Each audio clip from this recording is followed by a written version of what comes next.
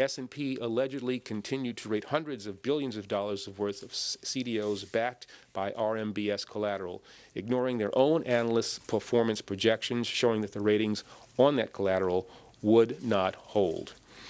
The inaction that we announced today marks an important step forward in the administration's ongoing efforts to investigate as well as to punish the conduct that is believed to have contributed to the worst economic crisis in recent history.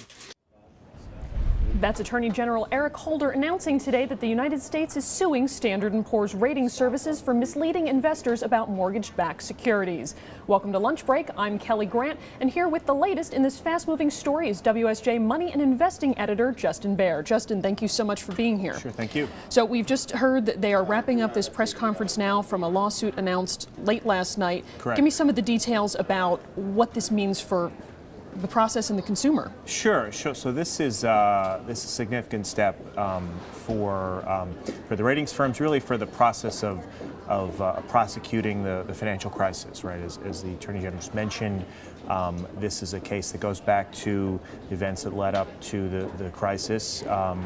S&P had put forth a number of ratings on bonds tied to mortgages.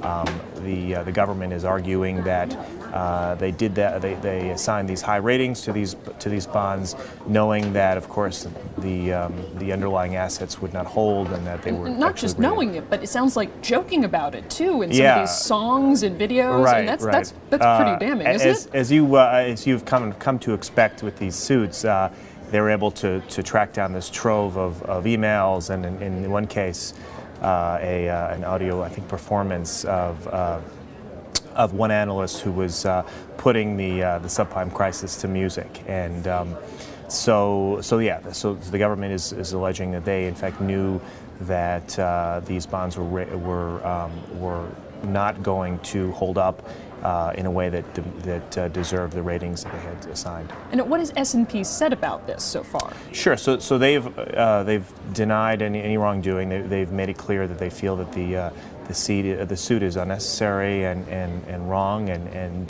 gone after the legal strategy the government appears to be employing here. So they're fighting it. And on that legal strategy, I understand the government is using something that dates back to savings and loan cases, sort of a lower threshold to be able to go after them. What exactly is involved there? Yeah, so they're looking at, so the suit is for fraud. So the legal strategy they're employing, again, is what came out of the savings and loan crisis.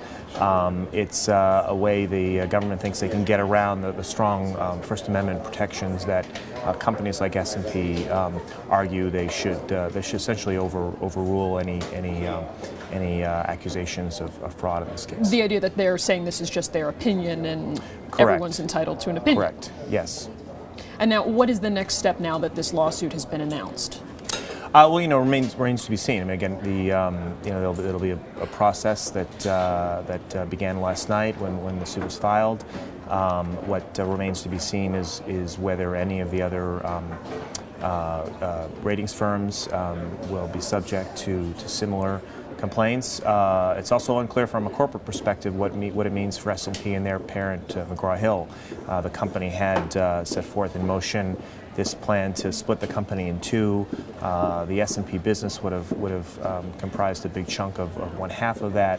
So there are some questions investors clearly have about what this means for that process.